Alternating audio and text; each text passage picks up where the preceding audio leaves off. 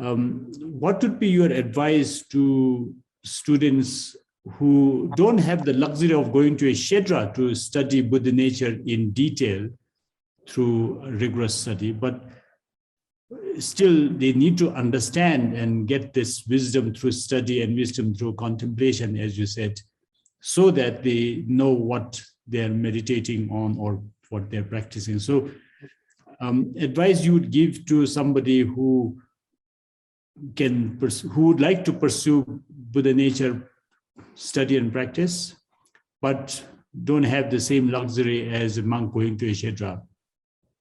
So somebody like in your center, of course, they can come and attend your classes on Chilama, the ultimate continuum, which I hear you are going to resume this year again. Yeah, I finished half. I'm going to resume this maybe next month. So. But Chilama must there's one line, but I forgot. So in Chilama also says that, you know, how you can realize this ultimate truth is through devotion. So and again, devotion as so in that case, understanding or realization of this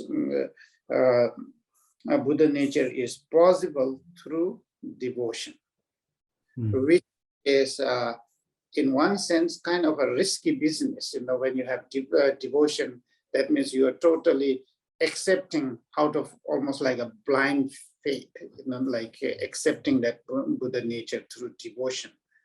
So that's also a way which is possible, but then it, so if you don't want to go through all this, you know, open up piles of books, then just have devotion to Buddha nature. And then, you know, so then basically how whatever you do, then we need to try to have some confidence in two things in terms regarding Buddha nature is same Giranshin Veselwa Timanamne Loburu is. So the nature of my mind is luminosity, and all these emotions are just there temporarily. So these are the two things that we need to focus and try to understand that all these emotions are just temporarily existing there, but not my true nature. My true nature is that luminosity. So these two, that the confidence we have that, and this is what we need to develop.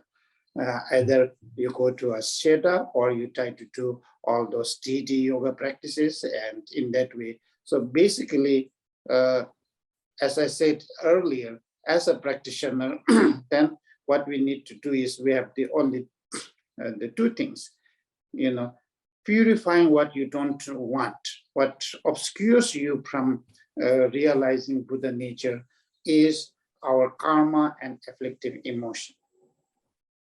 So then you do all this, you know, chanting mantras, doing the prostrations, and all this is to purify this negative karma. And when you purify that, then automatically the accumulation of the merit happens.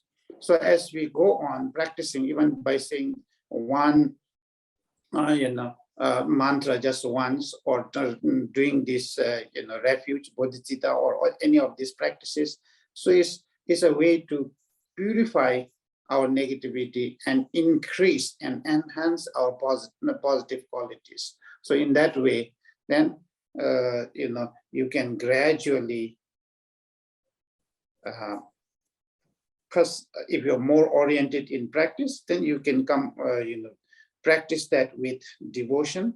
And then if you have more time, then you can, open up all these books and then try to study under a master to go through all this, the logic and everything, and then try to have the understanding.